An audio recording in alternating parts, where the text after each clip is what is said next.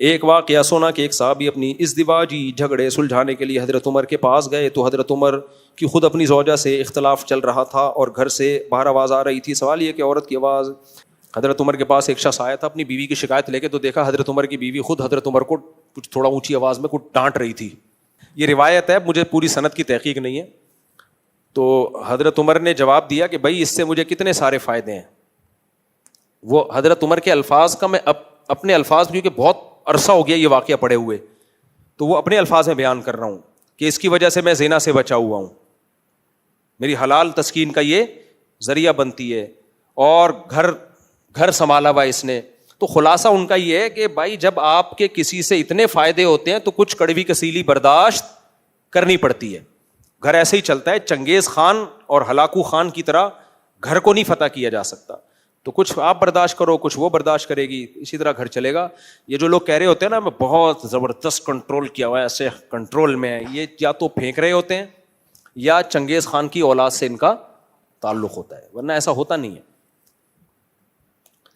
میرے سامنے آتے ہیں نا یہ کر رہی ہے وہ. آج ایک کیس آیا, میاں بیوی آئے تھے, عورت نے شوہر کی برائیاں شروع کر دی, یہ جھوٹ بولتا ہے, یہ میں نے کہا جھوٹ بولتا ہے, آپ کے حقوق کے بارے میں جھوٹ بولتا ہے. یعنی مثال کے طور پر جو آپ کے واجب حقوق ہیں وہ نہیں دیتا اور اس میں جھوٹ بولتا ہے. کہہ رہے ہیں نہیں جنرلی. میں نے کہا بولنے دو, آپ کا کیا جا رہا ہے. اب مثال کے طور پر شوہر بیٹھا ہوا انڈا موڑ پہ چائے پی رہا ہے, بیوی تو پوچھتی ہے نا کہاں بیٹھے ہوئے ہو, اس کو پتا ہے میں نے یہ بول دیا انڈا موڑ پہ دوستوں کے ساتھ. دوستوں کے لیے بڑا ٹائم ہے. تو پھر آدمی کا کسی کام کا رہتا نہیں ہے, پھر وہ جھوٹ بولتا ہے کہ میں مدنی مسجد بیان سننے کے لیے گیا ہوں.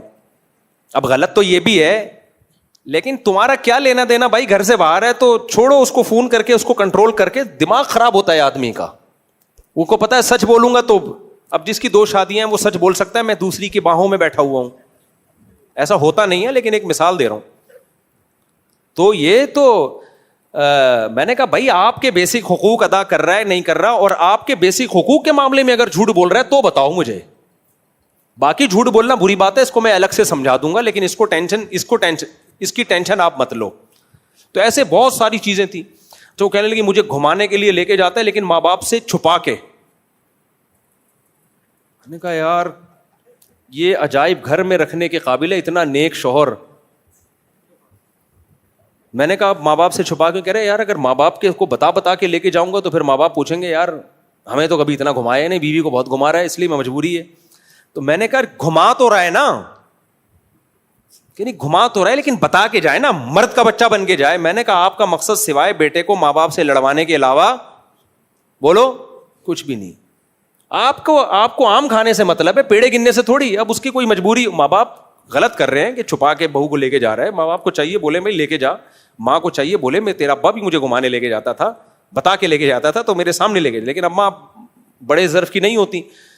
تو عجیب. میں نے کہا بھائی لوگ سٹے لگا رہے ہیں, چرس پی رہے ہیں, میاں آج کل جو مارکیٹ میں جس کے اتنا نیک میاں ملا ہوا ہے. تو ایک دفعہ ایک صاحب آئے کہ میرے بیوی سے ہر مہینے جھگڑا ہوتا ہے. میاں بیوی نے کہا ہمارا ہر مہینے جھگڑا ہوتا ہے, بیزار آ گئے. میں نے کہا یار اتنے نیک مہینے میں صرف ایک جھگڑا ہو رہا ہے یار. میں نے کہا تم پاگل ہو, احمقوں کی جنت میں رہتے ہو. میں نے کہا کم سے کم 4 جھگڑے مہینے میں ہونے چاہیے. اس سے امیون سسٹم آپ کا کیا کرتا ہے, بوسٹ کرتا ہے, برداشت کی عادت ہوتی ہے. یعنی یہ تم دنیا کو سمجھ رہے ہو کہ 100% جنت الفردوس ہو. یہ ان کے اپنے سافٹ ویئر خراب ہوئے ہوئے, یہ کبھی بھی سکون میں نہیں رہ سکتے بھائی. مہینے میں ایک جھگڑا ہو رہا ہے, اس کو کہہ رہے ہیں جھگڑا کیوں ہو رہا ہے, پاگل لوگ ہیں. تو میں نے پھر ان کو ترغیب دی زیادہ جھگڑے کی. میں نے کہا بہتر یہ کہ ہر ہفتے میں ایک, کم از کم مہینے میں 4, ورنہ آئندہ میرے پاس آنے سے پہلے 2 جھگڑے مجھے رپورٹ چاہیے. 2 جھگڑے نہیں ہوئے تو گارڈ کو بول دوں گا یہاں سے ان کو واپس بھیجو, کم از کم 2 جھگڑوں کی رپورٹ چاہیے مجھے. تو یہ نارملائز کرنے کے لیے, مسل لڑوانے کے لیے نہیں کہ یہ نارمل ہے. کیونکہ بعض لوگ وہ چاہتے ہیں کہ ہمیں بالکل ایسے سکون کی زندگی گزرے, تو پھر وہ سکون کی تلاش میں ڈپریشن کے مریض بن جاتے ہیں. تو ان کا سکون اسی میں ہے کہ یہ اس کے عادی ہو جاؤ, یہ ہوگا, یہ تو ہوگا.